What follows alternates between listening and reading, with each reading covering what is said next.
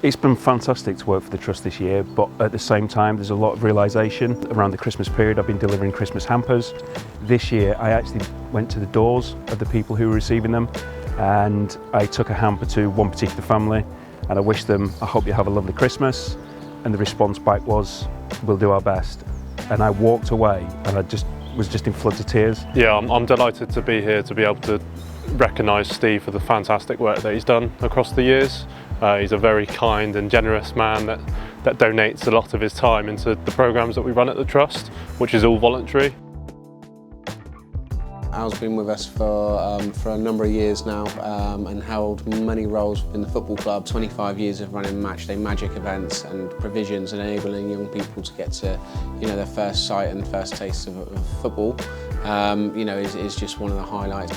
I really enjoyed doing what I'm doing. I just hope that the young coaches at Argyle now involved realise how lucky they are to be doing a job. I think it's a privilege to give Scott the award. He's a great asset to the women's club, puts a lot of hard work and graft into the club behind the scenes and does it on a voluntary basis, so we're really grateful for all the work Scott does behind the scenes for the football club. It's an honour to have received the Community Hero award. And there's been some cracking volunteers that have helped at the club as well, people who've sort of inspired me, as well as obviously hopefully the other way around as well, in terms of what you can offer in terms of your spare time and what giving that time up helps produce. Nothing's ever too much trouble for Rob, and that's what we really like about SW Law as a brand and Rob as a person. They want to get involved and they want to be part of giving back to local people, not just sponsoring or donoring stuff. They want to get involved, they want to get their hands dirty, and then also they want to see and feel where that money gets used afterwards.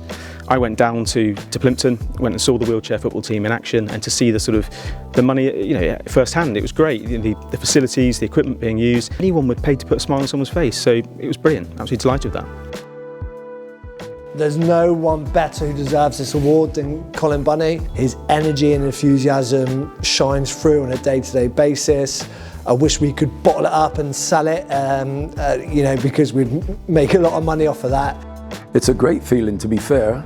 Somebody's got to give them attention, someone's got to give them a chance. The main thing I've learned with dealing with the children, doing ball boys and girls, is the fact that I have a great responsibility for their development as growing children. When Pete retired from the police force, he started to work for us a little bit more kind of full on. We brought him on board to lead on a project called National Citizen Service. Pete was an incredible role model on that project. There are many, many young people and their families across the city today that would pinpoint Pete May as being the absolute primary and best part of that project, and because of that I think he's become a bit of a cult hero amongst young people in the city. To see some of the young people progress into having families of their own now. One instance is one person who was on there as a 16-year-old on our first one in 2011. I met up with in Cyprus. He's got his own family, his own child.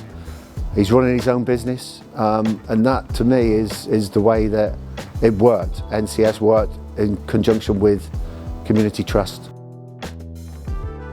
Debbie's been instrumental in making sure that we're able to access goods and items, and instrumental in making sure that they're able to get to the people on their doorstep. We've managed to develop a network of partners and develop a network of community members that are able to support us with that.